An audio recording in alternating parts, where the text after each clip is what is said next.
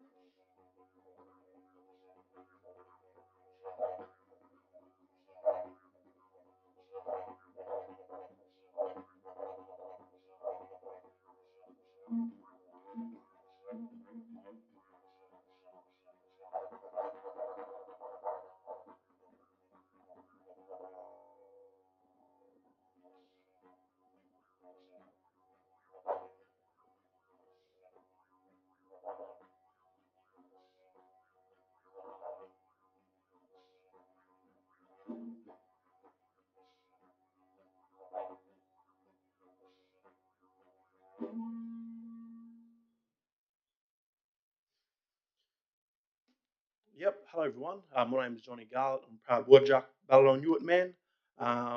Culture's always been a huge passion of mine. It always has been.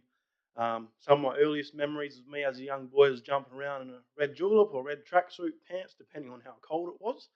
But yeah, passion's always been a huge part of my life. It's always been a huge part of my cultural healing. But most importantly, it's been a cultural healing that's been involved in our culture for quite some time now. So yeah, that being said, I'm deeply honoured to be here today. A bit about what I do outside of performing.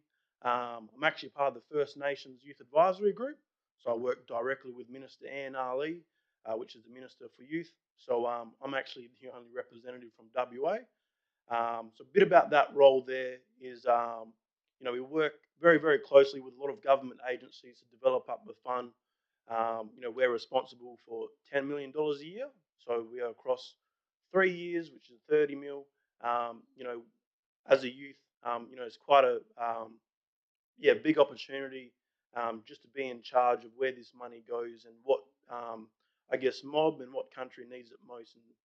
But also we pinpoint some of these issues that we face as youth, not just as First Nations youth, but some things I really have to say is the effects of drugs and alcohol in our youth is absolutely disturbing, and it's quite confronting to learn about, especially a lot of the First Nations that are involved, especially way out in communities.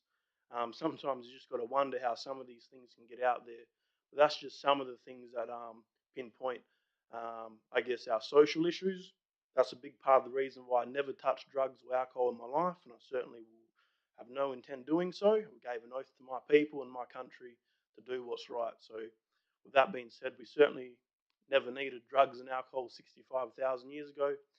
You kind of paint the picture, we certainly don't need it now. So, I kind of want to be that role model, that public figure, be that domino effect that doesn't fall so I can remain strong, grounded to country for the next generation coming through. But also, another thing that I really have to touch on is probably the lack of, learning in a culturally safe place, whether it's schools, not just schools, but even businesses, organisations, prisons. These are some of the things that we're trying to make, I guess, withstand and make resilient to this country. Is make sure that everyone's safe. Doesn't matter where you are, where you come from. The right, I guess, protocols and structure will be taking place within this system. So what we're trying to do as youth is pretty much trying to make the world a better place in a way. So that's pretty much what I do outside of work. But with that being said, it's more of a responsibility than a job. So I feel deeply honoured being part of that First Nations Youth Advisory Group. Um, just touching on that, actually, I got a pretty interesting phone call yesterday. So they decided to extend my contract. So I was a 2023 participant, so now they want to extend me on to 2024, which is amazing. So not even sure if I'm allowed to say what projects are working on, but I can certainly say that next year is going to be exciting and it's going to be awesome. So I'm happy to be a part of that. But with that being said, in terms of where we are right now, very, very sacred. Um, some of my earliest memories growing up here in Wellyup, so Freo, with family. It's a place of people, it's a place of family. And for me personally, it's a place of Pulana, which is a dolphin. Pretty much every time I come in Freo, I see a dolphin. I don't know if I think I might be pretty lucky actually. But yeah, such a beautiful, beautiful spot, very, very sacred. So that's just a bit about me and my experiences in Freo. But yeah, as a local boy, I feel very, very privileged to be here today. Um, yeah, it's always reflect on times where family met up on the beach, having a barbecue, but also the stories that I've been told about this place. So with that being said, I'll deliver the welcome. So anunga buja maman wajak balon yuat murt nija nunga wanju w wagawirin wanju balu nunga buja wanju murich maman yoga kulinga bridia karadin jerpin kep wanju waliap wajak nunga buja. So what I said in Nunga language is I welcome everyone to the place where we are here today. Also touched on the Delbujurgen, so the Swan River, very, very sacred, and also the Kep, which is the water. So that's another thing that you really need to touch on, but also welcome you to the place of the Wajak people, and where we are here today, which is Wellyup. But yeah, in terms of that, that's another way of, or another reason why I certainly have to acknowledge my old people for teaching me fluent Noongar language. So I feel very, very privileged and very blessed, and I mean that with all my heart, especially with all what my people had to go through. We had our language taken from us, but for me to have that, I feel very, very deeply honoured from the bottom of my heart. So that's just some of the things that we can make in terms of, I guess, keeping our culture alive, keeping Noongar language alive, because unfortunately, there are still 120 different languages that are still being spoken today, and the rest have died out. But for me to have that fluent Noongar language delivering to the next generation, that's something that I hold real close to my heart. So right now, I'm out currently booked out, so I'm out 4 schools a week delivering cultural programs. I keep Tuesdays free. However, that's just some of the things that we need moving forward. So basically, with Noongar language and English, I'm not a huge fan of English. It's quite all over the place, especially with the silent letters and stuff. But yeah, the grammar can be a bit off. But however, with Noongar language, I can tell you a little bit about what I'm talking about, but I can't fully translate word for word about what I'm saying. And just as an example, Double Jurgen, we look at that as a place because if you look at Swan River, now the Noongar name for Swan is Marley, and now the Noongar word for river is Bilia. So if I'm really saying Swan River, it should be Marley Bilia, but we look at it as a place. So yeah, with Noongar language and English, it never works and it never will be. So I can certainly tell you a little bit about what I'm talking about. But with that being said, on behalf of myself, my community, my elders, I'd like to thank you guys for getting me out here. I know my father was supposed to do this, so Daniel, but unfortunately we had a young fellow who passed away in our prisons. So pretty much protesting and rallying in the city. So yeah, pretty much all my thoughts and my condolences are out to the family members. But yeah, with that being said, to the city of Freo, thanks for getting me down here. It's always good to come back as a local boy. And yeah, as I'm standing here today, I'm thinking about all these memories of me as a little kid with my great grandfathers, great grandmothers, spending that family quality time, and that's where sacredness is created there in memory. So Thank you very much, and I hope you enjoy the rest of your day. Thank you.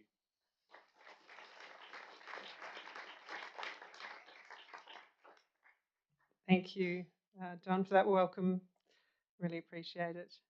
Our next agenda item is the report of the returning officer from the local government elections held on the 21st of October 2023, which will be presented by Chief Executive Officer Glenn Dougal.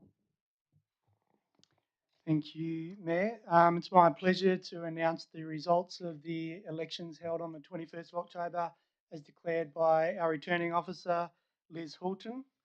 I'll just go through the wards one by one. So first of all, Central Wards, total of 1,889 votes received, 37 informal. Stephen Pint received 361 first preferences. Jeff Graham received 1,091 first preferences.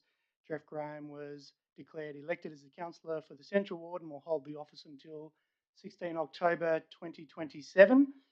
In accordance with the new provisions of the Local Government Act, the returning officer also announced that Stephen Pint is the second place candidate and under the new Schedule 4.1A will be the first reserve if for some reason that office becomes vacant within the next 12 months. For the Coastal Ward, 2,507 votes were received. 539 first preference votes were placed to Andy Kent. 955 first preference votes were placed to Jemima Williamson Wong. 106 first preferences given to Rod Gruljicic, and 884 first preferences given to Maria Vusic. With the process of optional preferential voting undertaken during the elections, preferences that were cast were allocated through that process, with the returning officer declaring Jemima Williamson Wong the successful candidate on 1,198 votes. So congratulations. Under the provisions of the new Act, the returning officer also nominated Maria Vusic as the first reserve if that position becomes vacant within the next 12 months. For the East Ward, a total of 2,239 votes were received. Felicity Newman received 697 first preferences. Patrick Glenn received 672 first preferences, and Frank Mofflin received 857 first preferences. And with the casting of preferential voting, optional preferential voting, the returning officer declared that Frank Mofflin was elected as Councillor of the East Ward with 1,021 votes. So congratulations, Frank. Under the new provisions of the Act, Felicity Newman was announced as the first reserve if that position becomes vacant within the next 12 months. And finally, the North Ward, a total of 2,279 votes were received, of which 834 first preferences were allocated to Mark Woodcock and 1,429 first preferences were allocated to Ingrid Van Dawson. The returning officer announced Ingrid Van Dawson as the elected candidate for the North Ward and will hold office till the 16th of October 2027. Congratulations, Ingrid. Under the new provisions of the Act, Mark Woodcock was announced as the first reserve if that position becomes vacant within the next 12 months. I guess our thanks to the Electoral Commission for conducting the election and to Liz Hulton, who was the returning officer for the election. Thank you, Mr. Dougal.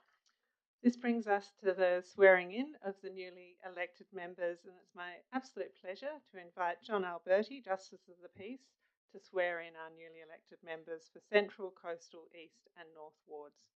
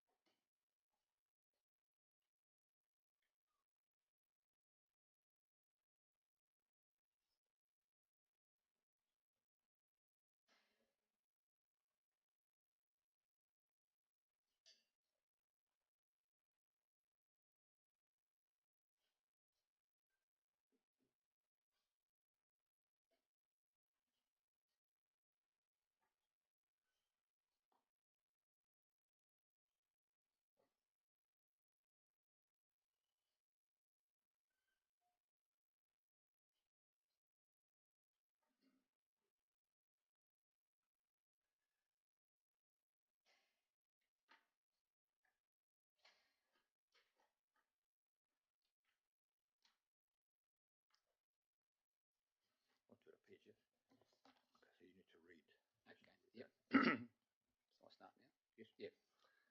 I, Jeffrey Graham of 27 Martha Street, Beaconsfield, having been elected to the office of Councillor of the City of Fremantle, declare that I take the office upon myself and will duly, faithfully, honestly and with integrity fulfil the duties of the office for the people in the district according to the best of my judgment and ability, and will observe the Code of Conduct adopted by the City of Fremantle under Section 5.104 of the Local Government Act 1995, declared at the Wally Up Civic Centre, 151 High Street, Fremantle, on the 25th of October 2023.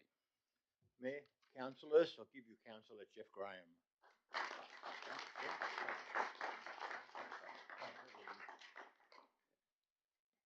I'm going to suggest you stop for a photograph.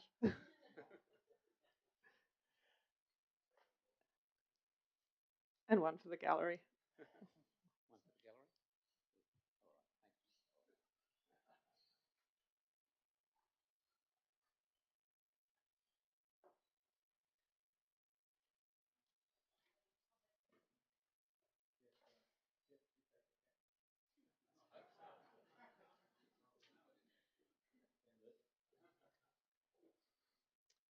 Next councillor is Jemima Williamson Wong.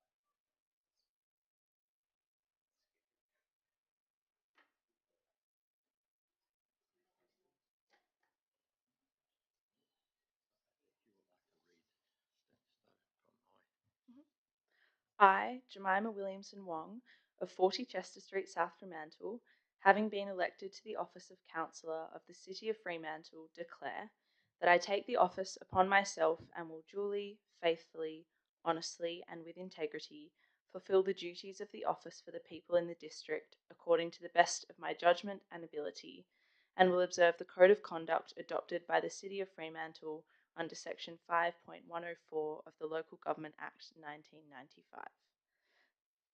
Mayor, councillors, Councillor Jemima Williamson Wong.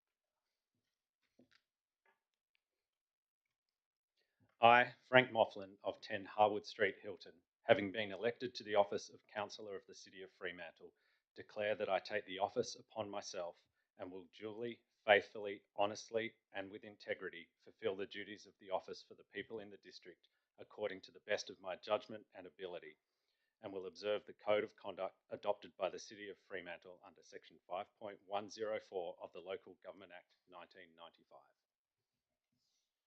Mayor, councillors, give you Councillor Frank Mofflin.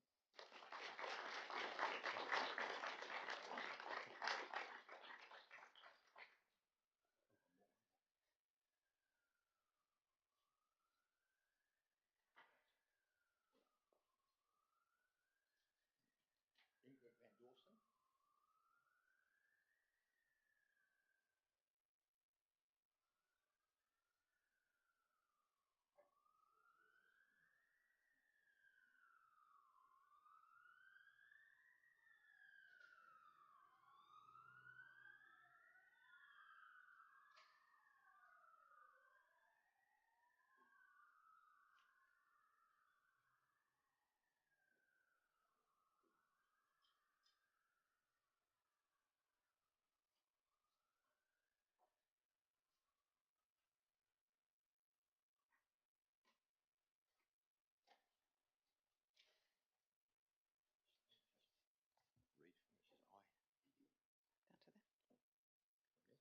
you.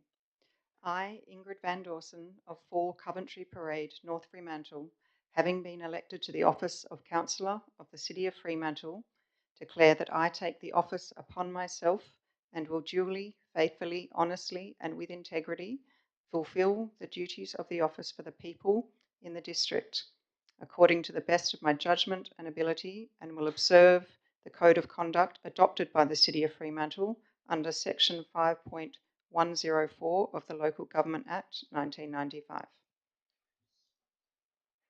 Mayor, Councillor Ingrid Van Dawson.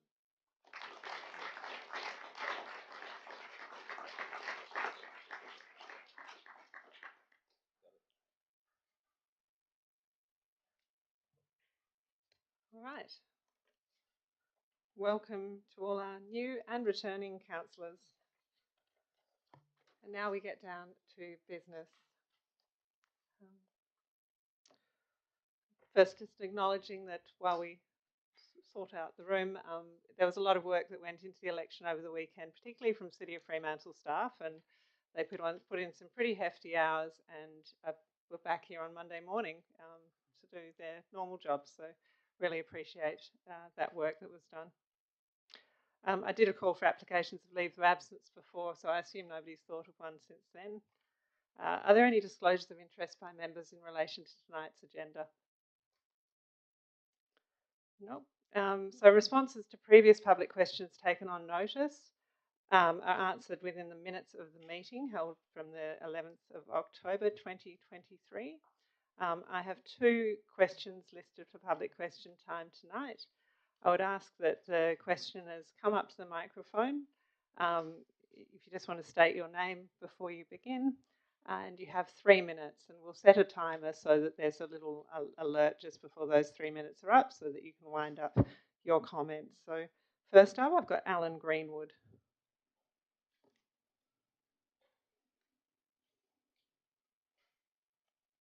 Thank you for the opportunity to speak.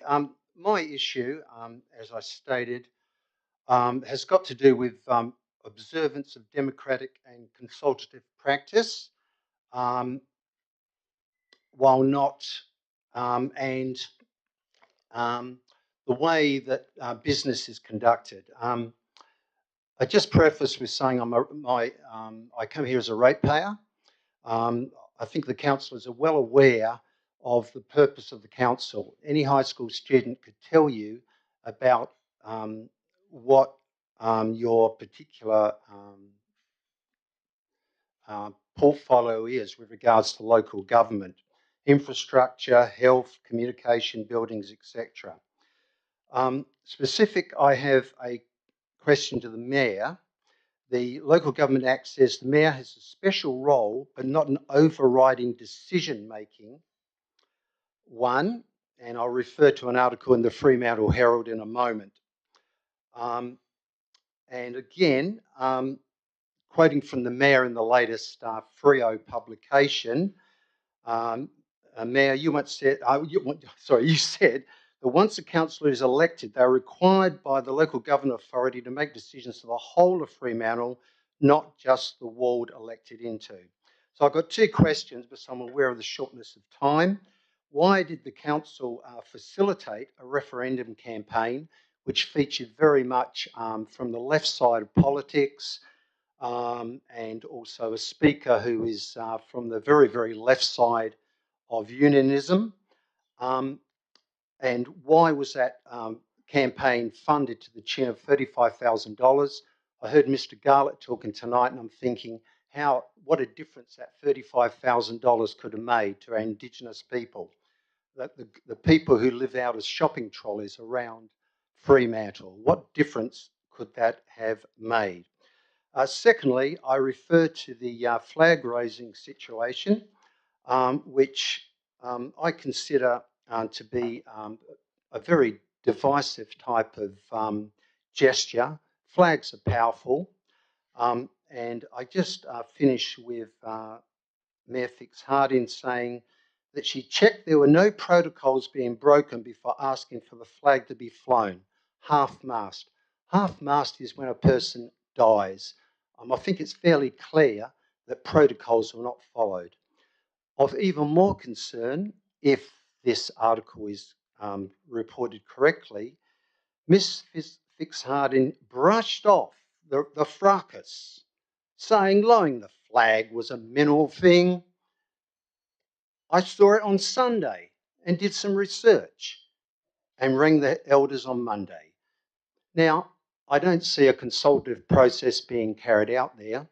As a ratepayer, I would like a council which looks at practical services to ratepayers. I'm concerned in talking around Thanks, Fremantle. Mr. Greenwood. That brings you to the end of your 3 minutes. Virtual signalling, moral pontificating, I don't believe has any place in council business. Thank you. Thank you, Mr. Greenwood. So I'll respond to the first part of the question by referring you to the council decision on that particular item, and I'll respond to the second part of your question by saying I did what mayors are asked to do in this situation, which is check the protocol with the CEO, and that was, the outcome. So we're not aware that any protocols have been breached by putting the Aboriginal flag at half-mast. Certainly it was something that through the consultative process we've had through the RAP group, for which we are taking public nominations at the moment, has been a high priority that we show this level of commitment to the Uluru Statement from the Heart and to voice treaty and truth.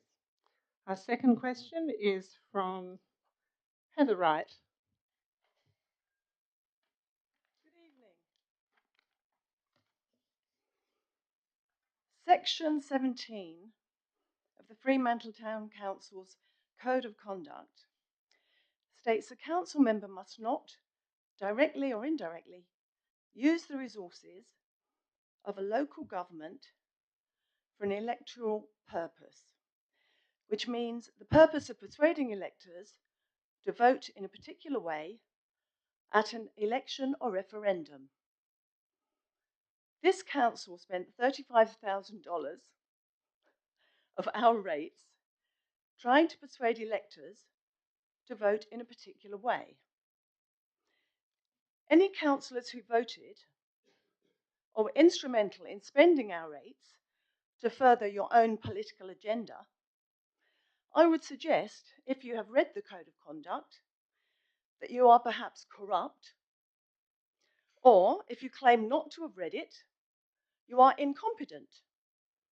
I'll remind the speakers that it is not allowed to allege those kind of things from the public gallery. So perhaps just temper your remarks, because that is actually not part of our conduct. Well, I would like you to answer, is there something I've missed? Because I've read your Code of Conduct and it's clear as day to me. And yet, you have spent $35,000 of our ratepayers' money.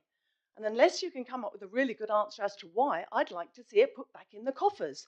I would like to see those people instrumental in stealing our rates being invoiced and putting the money back in our coffers. All right, I'm going to sort of help you rephrase this as maybe a question to the CEO as to how that money was approved. I have a question for you, Hannah. You don't need to help me rephrase it. My question is, I've looked at the complaints process on your website, and the first step is to talk to the mayor, which is what I'm doing right now. And I would like to ask you what you are going to do to rectify this situation. I think it's important that we get a response from the CEO, because I think it's a subject of interpretation of what you've brought before us. So I'll get the CEO to comment on the relationship to the Code of Conduct and council decisions. Thank you, through the Mayor. Clause 17 of the Code of Conduct says that individual elected members cannot use council funds to profit political outcomes. The decision to commit $35,000 to promote information in relation to the voice referendum was an adoption of council. So it was actually the council that actually made that decision, not individual elected members. It was not information. There were corflutes put all over Fremantle. I'm sorry, this is a council meeting and you cannot continue after your time has concluded at the microphone. Thank you. Perhaps the CEO would like to comment on what the money was allocated to. I can't remember off the top of my head. It was in the council item. This same question was asked last month. If you read the minutes to the council meeting of the 11th of October, you'll see our full response. Thank you. That brings public question time to a close. Do we have any petitions? I haven't had notice of any petitions. Nope. I don't believe we have deputations, special deputations or presentations. So I'll ask that we now confirm the minutes of the ordinary meeting of council dated the 11th of October 2023. Before I move and second those, I will just advise those of us who were not here on that particular date that it is still okay for you to vote on said minutes. It seems strange, but it's not a problem. So I will get a mover for the minutes, Councillor Lorber, a seconder, Councillor Graham, and all those in favour. And that's unanimous. Thank you. Do we have any elected member communication? Councillor Thompson. Thank you, Madam Mayor. I look just very quickly because I wasn't here for the last meeting of the councillors who have now retired. I just wanted to say how much I enjoyed their input and their company over those years. But in particular, I just wanted to mention Councillor Jones. Councillor Jones, I would say without hesitation, is the most effective, dedicated and enthusiastic North Ward councillor I have served with, and I've served, as you would well know, with a few over the years.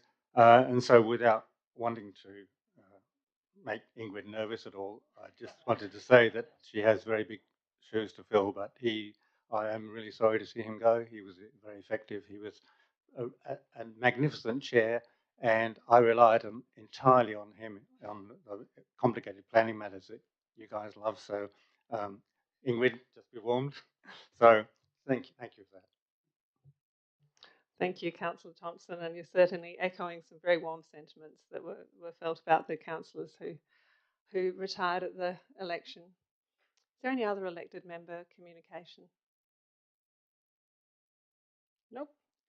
All right, so that brings us to the first item of business, really, which is the election of the Deputy Mayor. So I'm going to hand over to the Chief Executive Officer, who's going to conduct the Deputy Mayoral election. Thank you through the chair. The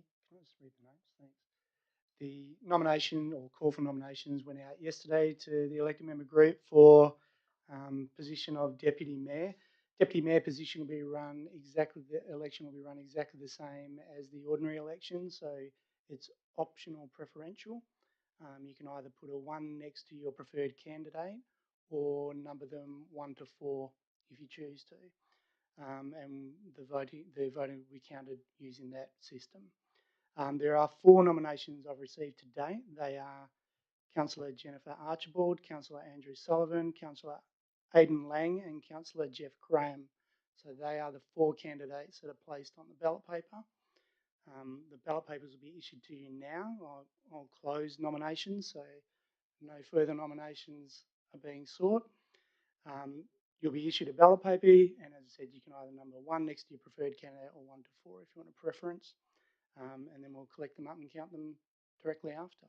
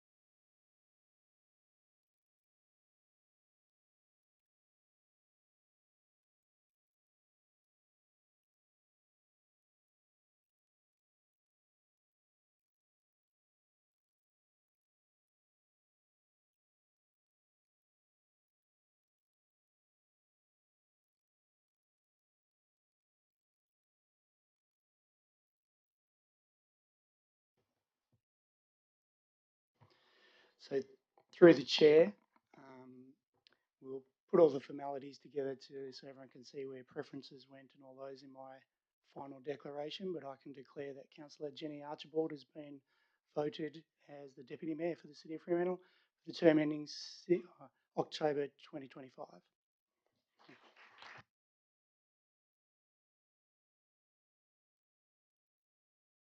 So I'll now invite John Alberti to swear in the Deputy Mayor.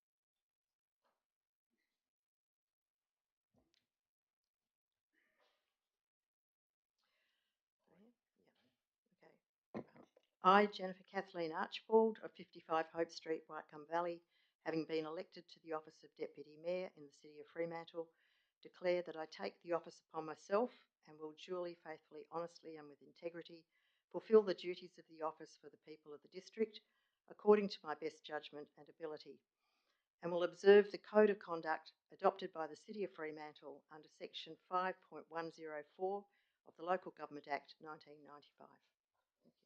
Mayor, councillors, to give you Deputy Mayor Jennifer Archibald.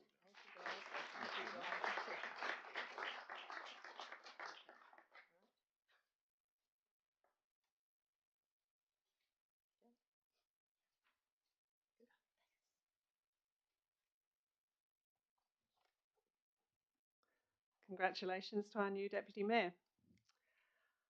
All right, we're going to get into the C items. New councillors, I would warn you that this is the shortest agenda you're likely to see in an extremely long time. So I'll move the first of the, I'll ask for someone to move the first of the C items, the Statement of Investments, moved by Councillor Kamada, seconded by Councillor Mofflin. Did anyone have any questions or discussion on this item? I'm going to bring up a traditional question on this item for the benefit of the new councillors, which is that you'll notice that fossil fuel investments are split out in this report, and that there is a percentage that doesn't change perhaps as often as some of us would like to. And I might get the Director of City Business to just respond as to why that is the case and how we drive our investment policy. Through the Mayor, so where possible we do try to prioritise green investments, but also try and balance that with a return for the city. Currently, Tier 1 and 2 banks provide the greatest return and probably manage our risk in the best way. Typically, green investments sit in lower tiers of banks.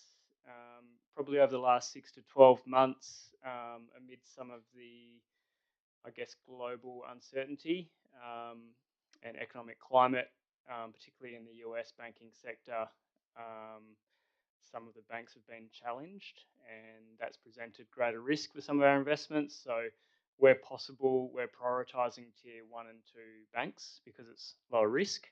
But as and when green options come up in the higher tier banks at a super level of risk, we'll prioritise them as per the policy.